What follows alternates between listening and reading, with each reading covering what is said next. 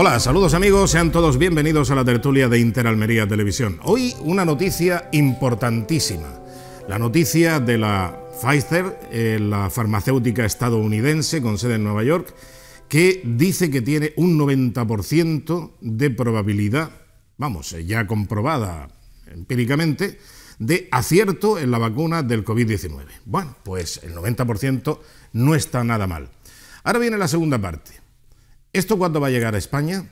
Pues hoy el ministro Illa, el ministro de Sanidad, dice que va a llegar en 1 o 2 semanas en breve. Eso ha dicho en la misma frase, 1 o 2 semanas en breve. Yo no sé si estos serán 3 tiempos, 3 espacios diferentes. 1 semana o 2 semanas o en breve.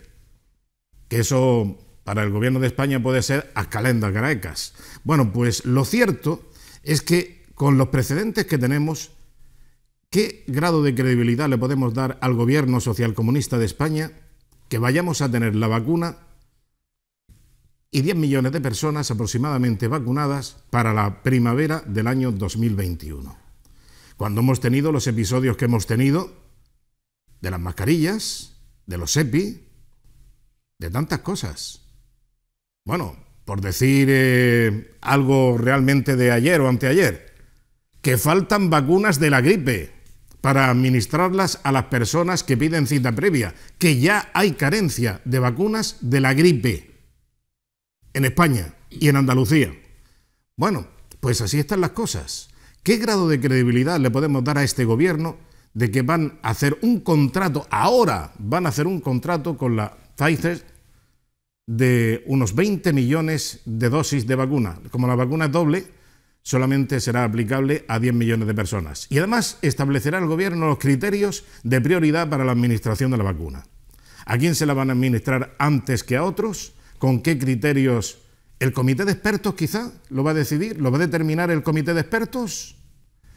Una mentira sobre otra y ahora un grado de esperanza extraordinario, vamos. Porque vamos, que llegue ya la vacuna y que la tengamos en 2 o 3 meses prácticamente circulando por la Comunidad Europea, por la Unión Europea, pero ya veremos cómo lo administra esto España. Saludamos ya a nuestros contertulios de esta noche. Víctor Hernández Bru, muy buenas. ¿Qué tal? Buenas noches. ¿Tú serás uno de los privilegiados en tener los 2 jeringazos de la COVID? Lo dudo. Habrá que ver exactamente qué criterios establece doña Sonia Vivas, la concejal de Justicia Social, Hombre, la de los penes. Feminismo y LGTBI, que seguro que tiene algún criterio muy interesante para administrar la vacuna.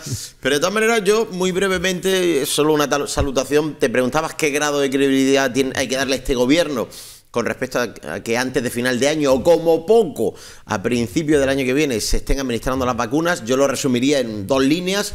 No negociaré con EH Bildu, no haré depender la gobernabilidad de España sobre partidos independentistas, no gobernaré con populistas, no podría dormir si gobernase con un partido que lo que quiere es controlar el CNI, la televisión y el Poder Judicial. Tenemos un comité de expertos que asesora al gobierno. Muy bien. Creo que no hay que decir mucho más. Bueno, corregido y aumentado, o sea, pero más o menos estamos en línea. Hombre, ¿y este señor quién es? Bueno, Rafael Martos. Buenas noches, Rafael. Muy buenas noches. Bueno, que aquí lo de la mascarilla es de libre opción, ¿eh?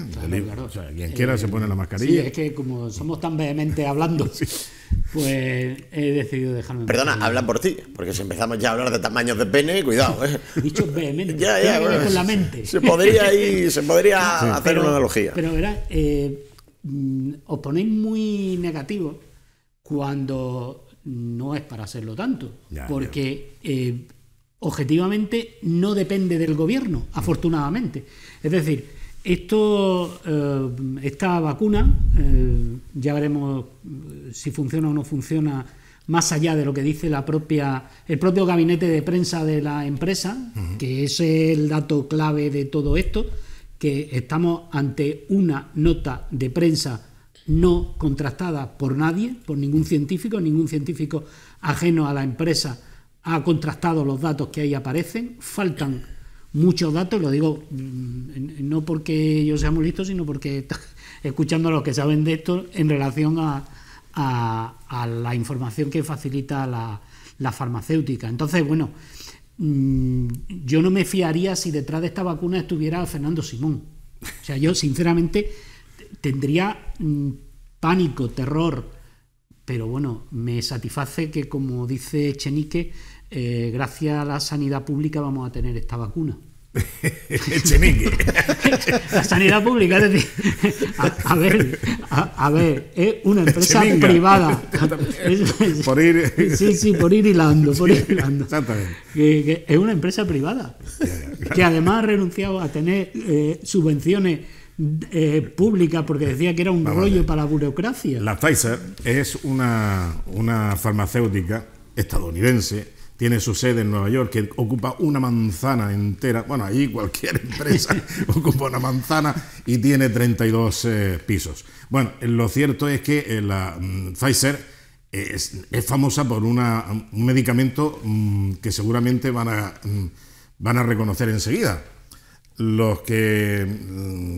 grande y pequeño, da igual. Que es ya vamos otra vez a la Viagra, no es que la Pfizer fue la que lanzó la Viagra, y es conocida. Está en Palma. Está en Palma. ¿En Palma? ¿Quién sí, Palma? En Palma está la concejal la esta que tú aludías anteriormente. Sí, doña Sonia está en Palma. Sonia Vivas, se llama. Cuéntanos, Víctor, ¿qué es que te he visto con ganas? No. Yo hoy no he tenido más remedio que dedicarle mi videoblog en Es Radio a doña Sonia Vivas. Que bueno, pues esta señora que ha lanzado... Es concejal, ¿no? Concejal de Justicia Social, Feminismo y LGTBI. Un cargazo. Será feminismos. O feminismas. Es que la modernidad es feminismo. Claro, los feminismos un cargazo. Supongo que será teniente alcalde con ese cargo. Y bueno, pues la señora ha lanzado una teoría francamente revolucionaria. Y es que ha dicho que los que la tenéis pequeña sois como muy agresivos, más o menos. Hombre, si la ya no hubiéramos lanzado violentamente. Es la teoría que ha lanzado esta señora. Lo cual, bueno, pues al final, a partir de ahora, hay que contenerse mucho, que luego viene el que dirán. O sea, hay que estar tranquilo, que mira este como corita, ¿no? Cuidado. A mí me recuerda eso a una canción de Javier Crae, que era La erección del monumento. Ajá. Y bueno, pues allí fue una señora que empezó a hacer una encuesta sobre el tema. Entonces, bueno, yo creo que esta señora habrá hecho lo mismo. De todas formas, a mí... ¿Pero qué trabajo de campo habrá hecho la concejal? Pues ya te digo, habrá estado haciendo una encuesta, comprobaciones in situ... Bueno, trabajo de campo. Claro. Trabajo de campo, evidentemente, hay que hacerlo. De todas formas, claro, yo con ese análisis también haría la pregunta... hacia ella como mujer. Es decir, unos senos prominentes... Hombre, como diría Diego Valderas. Diego Valderas de Izquierda Unida. Sí. Aquella de las tetas gordas. En referencia a una delegada del PSOE. Del PSOE. Sí. Por cierto, ¿recuerdas que cuando dijo aquello, todo el feminismo salió en una cosa espectacular? Claro, un comentario tan machista y tan... Tienen una bula estos personajes... Esta gentuza, habría que decir, porque claro, como se pone... Y de hecho no salió a defenderla ni las mujeres socialistas. O sea, no ya otros colectivos. Ni las propias compañeras de aquella señora que, por lo visto, aquella, digamos, circunstancia fisiológica, pues era de pésimo gusto a la hora de escribirla por Diego Valderas, que no estamos hablando de Pepe el Culata, estamos hablando de Diego Valderas cuando era... ni más ni menos que presidente del Parlamento de Andalucía. Era el presidente del Parlamento de Andalucía. Pero bueno, vamos a ver, y le escribía a la señora... Habría que explicar las circunstancias, porque si a lo mejor el hombre era el presidente del Parlamento y no se sabía el nombre de la señora y la señora estaba metiendo follón allí en el Parlamento, pues ¿cómo aludirla? Pues lo primero que se le vino a la cabeza o a la vista, ¿no? Sí, efectivamente. Bueno, en fin. Bueno, pues... No eran esas las circunstancias. Supongo que no.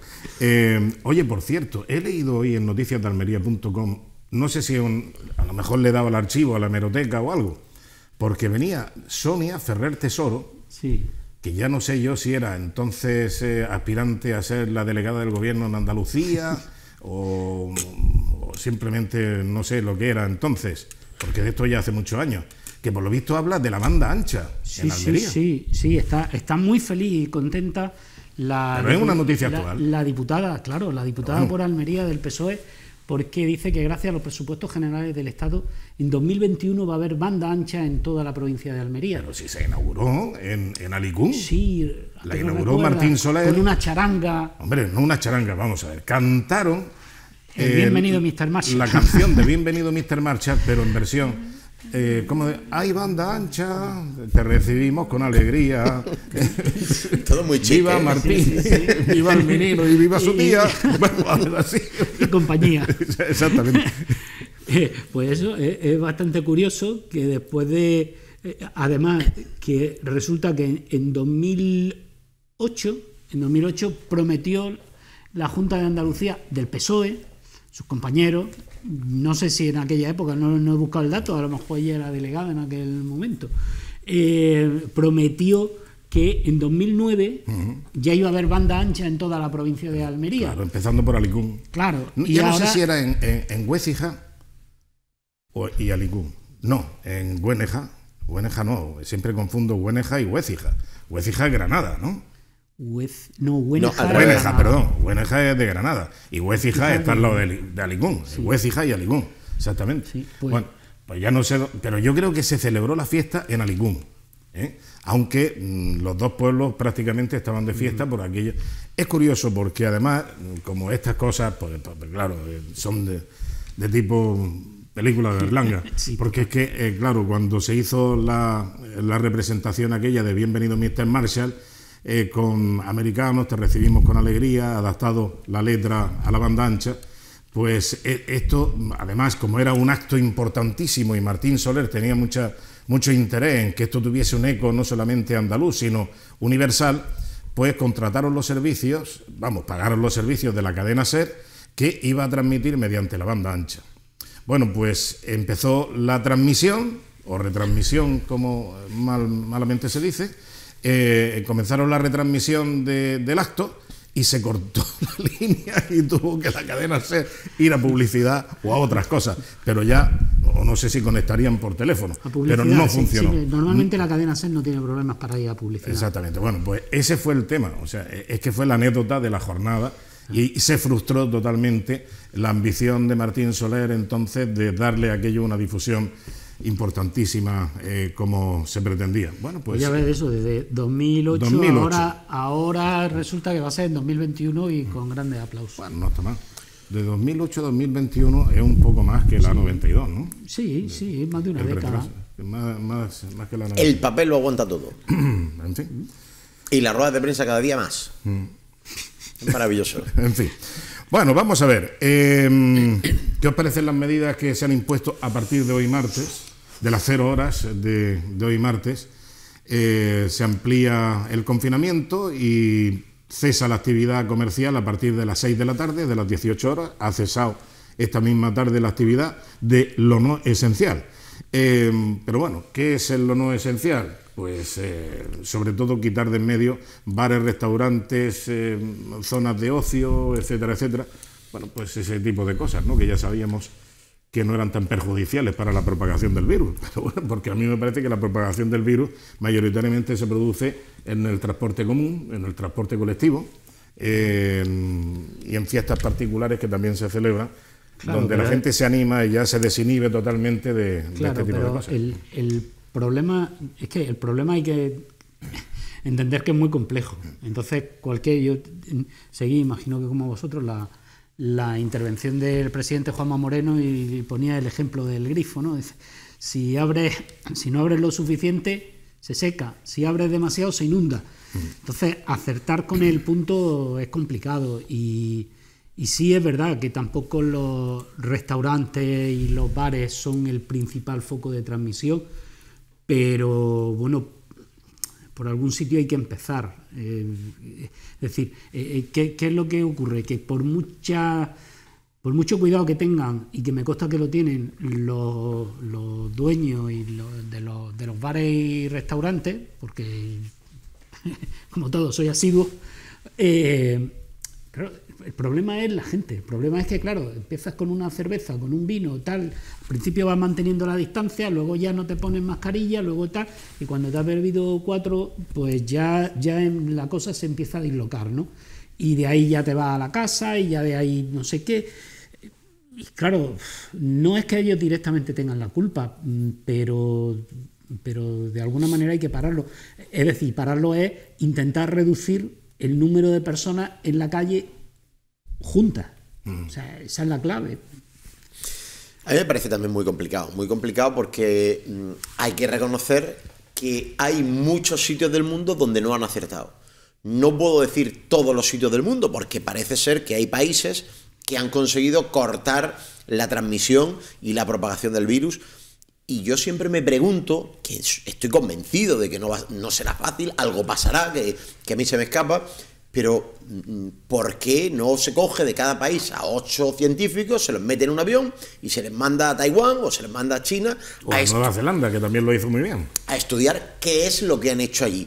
Insisto, mientras lo digo, yo mismo estoy convencido de que es un simplismo y que seguramente pues no será tan fácil, pero yo no puedo evitar pensarlo. En todo caso, pues evidentemente el ejemplo del grifo de Juanma Moreno, que ahora parafraseaba Rafa Martos, es muy bueno, porque efectivamente aquí no se trata solo de cortar el virus, porque si no, pues sería muy fácil. Es decir, nos metemos 6 meses todos en la casa y a los 6 meses salimos y es todo estupendo. Pero el problema es qué pasa durante esos 6 meses y después de esos 6 meses. Entonces, claro, uno dice, bueno, pues parece evidente que yo estoy absolutamente en contra de la definición de negocio no esencial. O sea, mire usted, esencial es todo negocio que lleva el pan a la casa de un señor o de una señora. Es decir, todos son esenciales. Hay algunos que parecen más problemáticos por la cantidad de gente que pasa por allí y otros menos. Y la hostelería, pues podríamos pensar que es de los más problemáticos, pero insisto, eso es la parte de si cierras el grifo, pero habrá que pensar si abres, porque al final si te cargas la hostelería es que te estás cargando un sector absolutamente esencial, básico absolutamente para nuestra economía, y ya no es solamente por solidaridad con el empresario y con los trabajadores de la hostelería, sino también por puro egoísmo. Esos señores, algo hay que hacer con ellos si nos cargamos su sector. Y ese algo lo vamos a tener que hacer entre todos los demás. Insisto, para mí el punto medio es complicadísimo. Yo ahí lo que pensaba cuando he visto algunas quejas, ¿no? Digo, vamos a ver. A mí me gustaría a algunos de esos chavales que sigues viendo sin mascarilla o que los ves en los bares. Bueno, lo que hemos visto ahí también en ese vídeo de los efectos de aquella macrofiesta que se celebró en el Bayana. Me gustaría a eso decirle, bueno, ¿quién te va a ahí pagar? La imagen, ¿Quién te va a pagar a ti las copas cuando tus padres se queden en paro? Claro. Por ejemplo, o sea, no hablo ya de los muertos. Hablo de incluso la gente normal y corriente, no me refiero ya solo a los jóvenes, sino a los adultos en general que montan este tipo de fiestas.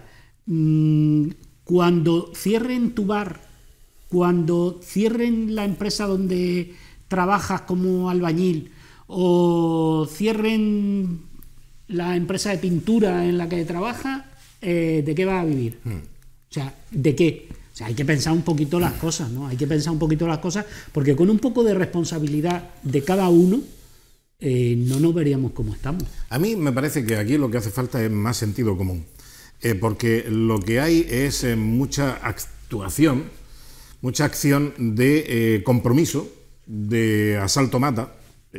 ¿Por qué? Porque, bueno, pues ahora conviene abrir la mano. ¿Y por qué abrimos la mano? Hombre, porque es que se avecinan las vacaciones de Navidad, se avecina la campaña de Navidad, y para salvar la Navidad hay que hacer este ejercicio ahora mismo de sacrificio. Vamos a estar 15 días con este confinamiento, con la actividad comercial recortada, etcétera, etcétera. Y luego ya cuando llegue la Navidad, ¿qué hacemos? Hacemos como dijo el presidente del gobierno: hemos vencido el virus, hemos doblegado la curva, venga, salgan a consumir, salgan a vivir, salgan a disfrutar. ¿Y qué? Y otra vez pillamos el virus, nos contagiamos, y a la tercera ola, que dicen que puede ser la peor, porque claro, nos pilla en un tiempo en el que el virus se propaga estupendamente, porque vive mejor en el frío que con calor. Bueno, pues exactamente, porque eso es lo que se está diciendo, que tenemos que hacer ahora todo lo necesario para poder salvar la Navidad. Claro, intentamos también en el mes de junio, ¿no? Fue cuando Sí. Pedro Sánchez nos invitó a salir a la calle, que habíamos terminado ya con la pandemia, para salvar la campaña de las vacaciones de verano. La campaña de verano fue un fiasco totalmente. La de la Navidad va a ser igual. Si es que la Navidad no se va a vivir ni mucho menos ni por asomo como hemos vivido y como conocemos la Navidad. Vamos a tener problemas, vamos a tener restricciones, va a seguir la pandemia, va a seguir el virus en la calle, la latencia, digamos, del contagio está ahí, y aunque bajemos un poquito la curva, después lo que no podemos salir es alegremente, porque aquello de que hay que salvar la Navidad, ale, otro pico y otra ola. De todas maneras, Y así vamos a estar toda la vida. hay factores que evidentemente estamos en una situación, aunque llevemos desde marzo, novedosa, nueva. Esto no nos ha pasado nunca, a ningún coetáneo le ha pasado la experiencia de vivir este tipo de pandemias, ¿no? Se han vivido otras cosas absolutamente nada parecidas. Esto es singular completamente, pero además es que esto nos ha traído también otras experiencias nuevas. Yo es la primera vez en mi vida, y mira que hemos cuestionado a los políticos, ¿no? Pero es la primera vez en mi vida que veo un descrédito tal en la actuación de los políticos, porque claro, ha quedado tan patente. Esta mañana he puesto un audio, Federico, en Es Radio, de una serie de frases del gobierno emitidas desde el mes de marzo, aquello de ¿qué le diría usted a las mujeres en la manifestación del 8M? Que les va la vida en ellos. ¿Y cómo cree usted que va a ser la incidencia? Pues va a haber 2 o 3 contagiados en tal. ¿Y hay que usar mascarillas? Pues no es necesario usar mascarilla. Y inmediatamente, pues el uso de mascarillas es obligatorio. Y después, pero no hay mascarillas suficientes para todos. Ha habido una concatenación de imprecisiones, de mentiras, de inexactitudes, que nos han hecho perder completamente la confianza en los políticos. Pero es que paralelamente yo sigo echando en falta que esta situación la hubiéramos puesto en manos de quien verdaderamente sabe. Es decir, esto es lo más grave que nos ha pasado a todos en nuestra vida. Esto no es suficientemente importante como para que, señores, el gobierno de España, la gestión sanitaria la voy a delegar en estos señores y con estos currículum, que tienen una experiencia tal, que tienen esta formación, que tienen este manejo, que tienen estas experiencias vitales y profesionales. No entiendo por qué no se ha hecho eso y por qué se sigue sin hacer. El otro día el ministro Illa, en La Sexta, diciendo: pero es que ha quedado muy claro quién es el comité de expertos. Pues el comité de expertos es Fernando Simón, el director de alertas sanitarias, y pues todo el personal del Ministerio de Sanidad, que por cierto no hay ningún personal, y los de las comunidades autónomas y no sé qué. Mire usted, eso no es un comité de expertos.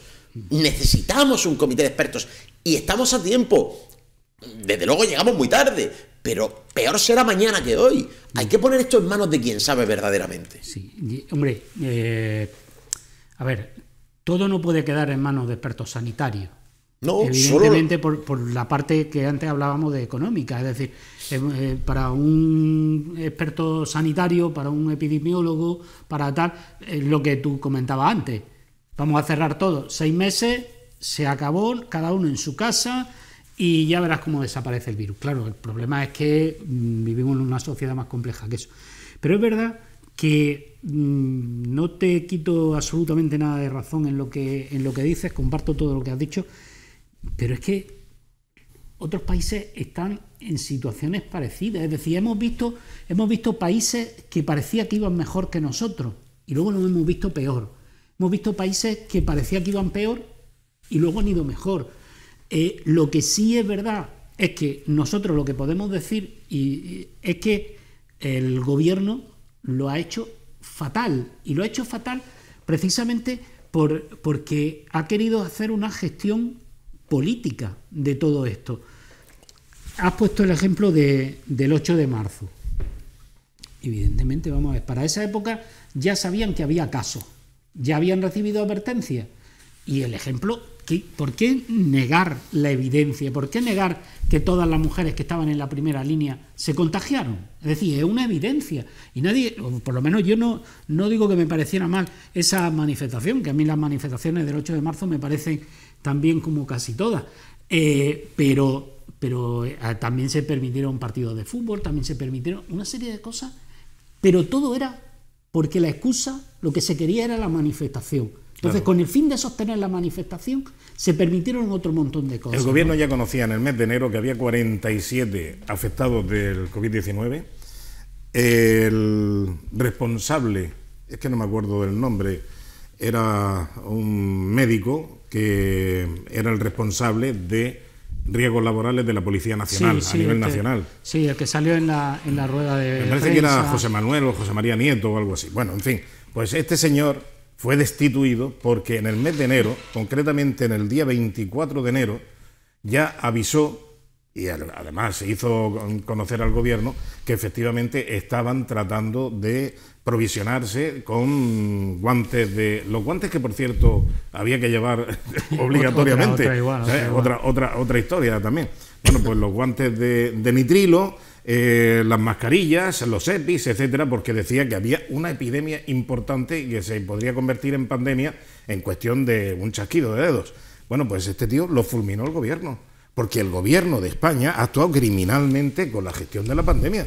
Entonces, un gobierno que actúa criminalmente con la gestión de la pandemia y que ha conducido y que ha llevado y que ha posibilitado e impelido a mucha gente a actuaciones que le han podido costar la vida, la hacienda y, bueno, pues desaparecer del mapa. Pero además lo ha actuado, perdonadme porque me ha sonado el teléfono, porque estaba buscando el nombre de... Y al final los teléfonos tienen vida propia y tú te pones a buscar en una web y se empiezan ahí a saltar cosas, pero estaba buscando el nombre de quien decías tú antes y Nieto, me parece. No he podido encontrarlo, pero tú hablas en pretérito perfecto compuesto, has actuado... Y es que no se ha terminado, es decir, hombre, por esa supuesto. filosofía no ha acabado, sigue vigente. Es decir, la semana pasada... Es que se van comprobando cosas, o sea, vas probando cosas que efectivamente antes eran suposiciones. O sea, las mentiras tienen un efecto, digamos, en el tiempo.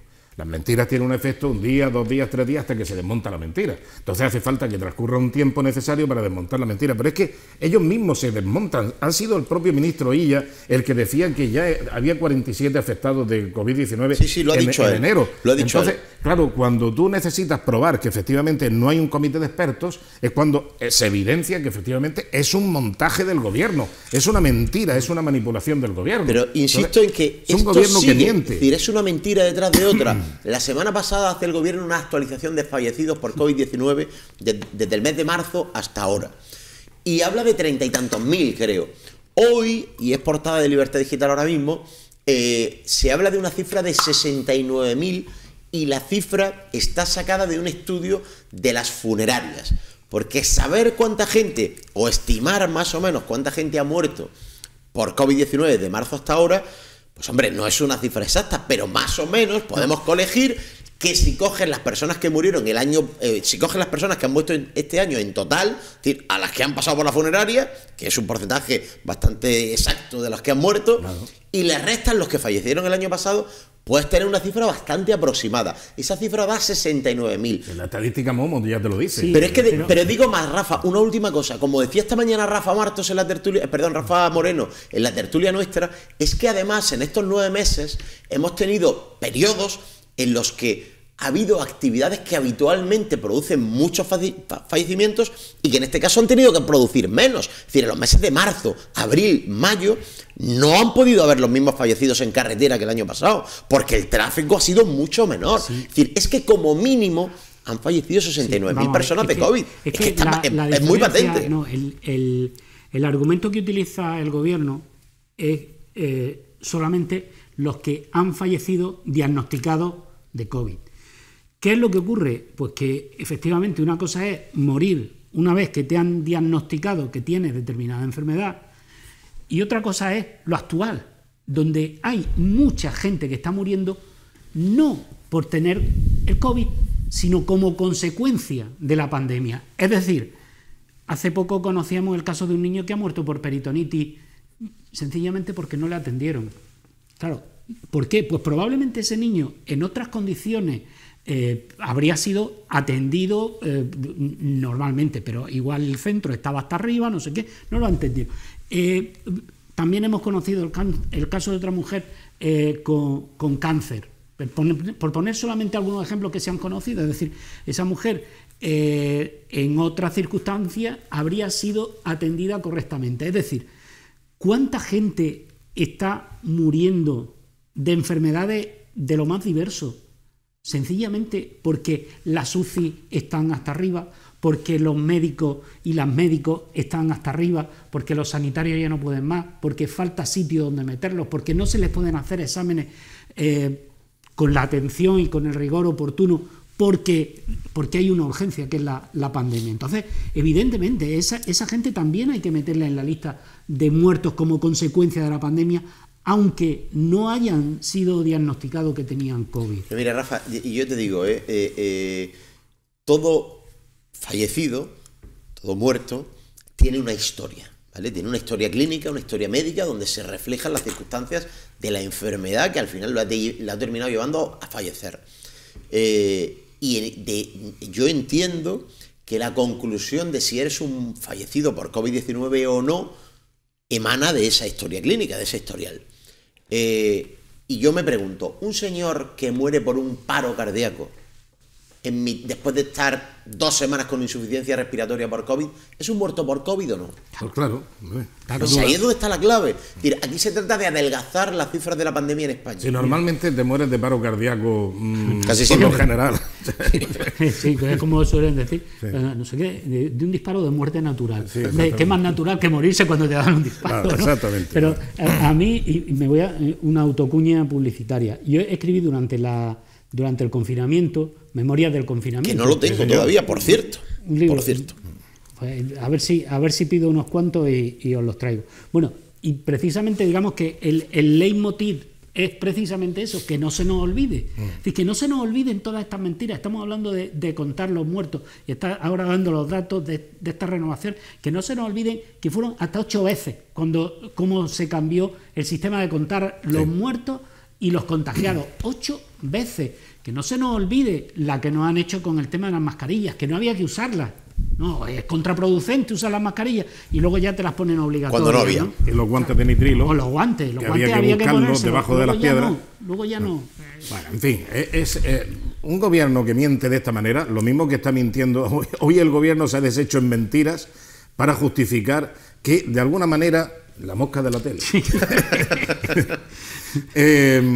Para justificar que, bueno, que a lo mejor vamos a ver de qué manera bajamos el precio de las mascarillas. Pero, hombre, por favor, si tienes un 21% de IVA aplicado a las mascarillas, que ya hay que tener poca vergüenza para aplicar el 21% a un producto de primera necesidad y de exigencia, no solamente de necesidad, sino de exigencia, como son las mascarillas. Es totalmente obligatorio para la calle y para muchas cosas. Bueno, en fin, y como vemos también para los interiores. Yo siempre he dicho que habría que llevar, para solucionar el problema, ya lo dije hace mucho tiempo, que habría que llevar mascarillas siempre y en todo momento y en todas circunstancias. Pero bueno, en fin, el caso es el siguiente. Este gobierno tan mentiroso, manipulador y que falsea la realidad cada 5 minutos, bueno, pues ahora pretende poner en marcha el Ministerio de la Verdad o la Comisión de la Verdad. Sidonio, yo te he leído una frase, nada más darte las buenas noches, de cómo justificamos que lo idóneo, la organización idónea para crear el Ministerio de la Verdad es el gobierno, que no le ha dicho una verdad al médico en los últimos 9 meses. Bueno, ni antes tampoco. Antes de ser gobierno ya mentía como gobierno, ya decía cuáles eran sus planes, pero además todos los gobiernos que hemos tenido han mentido sobre cosas que iban a hacer y luego no han hecho. ¿Dónde está la novedad de este gobierno? Que este gobierno ha mentido sobre cosas que no iba a hacer y ha hecho. Es decir, se ha comprometido a no hacer determinadas cosas a unas sabiendas de que su plan era hacerlas.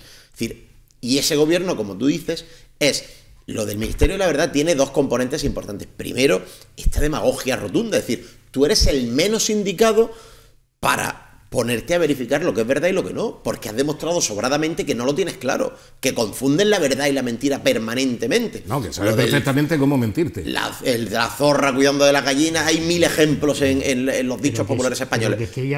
Pero hay otro detalle más, Rafa, y es lo que supone.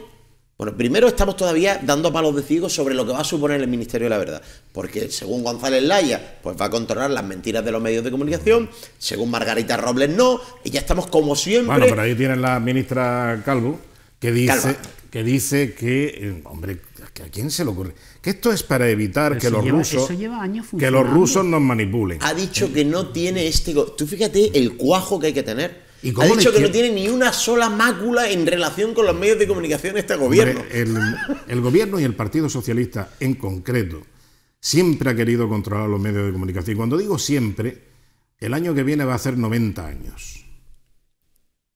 Sí, 90 años. Porque el día 22 de octubre del año 1931 se publicó en la Gaceta de Madrid una norma que era una prohibición. Oye, en 1931, historiador, era la Segunda República Española. Si era en octubre, pues llevábamos 5 meses de Segunda República. La Segunda República, la ejemplar Segunda República Española, para algunos socialistas. Bueno, pues precisamente en la Gaceta de Madrid, es decir, en el Boletín Oficial del Estado, se prohibía cualquier cosa que disturbe, que turbe la paz, no sé qué, no sé cuándo, cualquier información de todos los medios de comunicación. Ojo que en aquellos tiempos había como 100 veces más periódicos que los que hay hoy en Madrid, porque había cabeceras para tomar, bueno... Como digitales ahora. Sí, como digitales más o menos. Efectivamente, sí, está bien. Como periódicos digitales, había periódicos de verdad que tenían sus rotativas, y además tenían rotativas propias y otras compartidas. Pero desde el año 31, desde octubre, si mal no recuerdo, del día 22 de octubre de la Gaceta de Madrid, ahí recurran ahí porque seguramente... 22 de octubre, Antonio. 22 de octubre, ¿verdad? Número 295 de esa Gaceta de Madrid, de ese año. Y a ver si me puede citar la frase, hombre, que no me acuerdo bien. Un momentillo, habría que aclarar. Habría que ponerse las gafas para leer esto. Que la Gaceta de Madrid es el precursor del BOE. Sí, claro. Es decir, que saber que no es que solamente fuera un periódico de Madrid. No es que te estoy diciendo que es como el BOE actualmente, ya lo he dicho. Era como el BOE, surtía los mismos efectos. Sí. Lo que se publicaba. Era la información oficial, ¿no? Claro. Pero me gustaría aportar una cosa, y es que eso ya lo tenemos implementado desde hace décadas en Andalucía y en Cataluña. Es el Consejo Audiovisual. Claro. Y el Consejo Audiovisual de Andalucía y el Consejo Audiovisual de Cataluña son meros censores. Eso sí, audiovisual, es decir, a las televisiones y a la radio. Son los que te dicen si estás informando bien o estás informando mal. Claro. Y si ahora te comentaré una cosilla sobre lo que eso. dice, si lo pero bueno, sí decía, la Gaceta de Madrid del 22 de octubre del 31 decía: el presidente de la República Española, a todos los que las presenten vienen tal, que las Cortes Constituyentes en funciones de soberanía nacional han decretado y sancionado lo siguiente. Artículo 1, voy a leer hasta el 3, ¿vale? Son actos... No, me parece que viene más... Me parece que era el octavo por ahí. Yo tengo aquí señalado el tercero. Mira, ve. Son actos de agresión a la República y quedan sometidos a la presente ley. 1. La incitación a resistir y a desobedecer las leyes o las disposiciones legítimas de la autoridad. 2. La incitación a la indisciplina o al antagonismo entre institutos armados o entre estos y los organismos civiles. 3. Que es a lo que vamos. La difusión de noticias que pueden quebrantar el crédito o perturbar la paz o el orden público. Exactamente. Vamos, que fue lo mismo que un acto dijo... gravísimo, difundir noticias. Claro, exactamente. Claro. Un acto gravísimo. Esto es el gobierno de la Segunda República Española, que la ponen en el Partido Socialista como ejemplar. Un panorama ejemplar para la libertad. Bueno, es que la libertad del Partido Pero mira, Socialista... Antonio, yo tengo una mosca, no sé qué era. Bueno, la mosca... pero aparte de esta, tengo hoy una en redes sociales, un moscardón, dando la lata. Y es que siempre digo lo mismo: subyace al final, detrás de todo esto, el pensarte que es que eres muy listo y todos los demás somos muy tontos. Es decir, ¿qué problema hay con controlar la mentira? Es que no se va a controlar la verdad, se va a controlar la mentira. Mire usted, vamos a ver. Aquí lo que se va a hacer, o lo que se propone hacer, lo que proponía el Boletín Oficial de Madrid el día 22 de octubre del 31, era que toda la información pasa por mi tamiz. Claro. ¿Y cuál es mi tamiz? Pues el tamiz de unos señores que yo voy a poner ahí, que son los míos. Claro. Y que van a vislumbrar qué cosas deben salir y qué cosas no deben salir. ¿En función de qué criterio? Lo mismo que Franco con la censura. De lo que es verdad o lo que es mentira. ¿Pero quién dice lo que es verdad o lo que es mentira? Ah, pues los míos. Claro. ¿Quién lo va a decir? Hombre. Lo que tú dices, el Consejo Audiovisual de Andalucía. Me encantaría que el Consejo Audiovisual de Andalucía viniese un día a Radio a decirme a mí lo que es mentira y lo que es verdad. Que íbamos a tener una buena conversación. Bueno. Porque al final, el Consejo Audiovisual de Andalucía, ¿quiénes son? Pues unos señores que puso el Partido Socialista ahí y que tienen una trayectoria absolutamente politizada, todos y cada uno de ellos. Si los Y puso tú el Partido Socialista, seguro que siguen ahí, aunque gobierne ahora el Partido Popular y Ciudadanos. No te quepa la menor duda. Sin duda. Y tú eres el que me vas a venir a decir a mí con qué criterio, con qué autoridad. Mire usted, es que no voy a hacer una cosa que se hacía mucho así en las fiestas. El Consejo Audiovisual de Andalucía tiene, para mí, la misma autoridad que un concejal de Cuenca. Pero la misma. Pero fuera de Cuenca. Correcto, en la Gran Vía en concreto, como bien sabes. Bien, bien. Bueno, vamos a hacer un breve paréntesis para la publicidad, volvemos enseguida y continuamos aquí en la tertulia. Hasta ahora.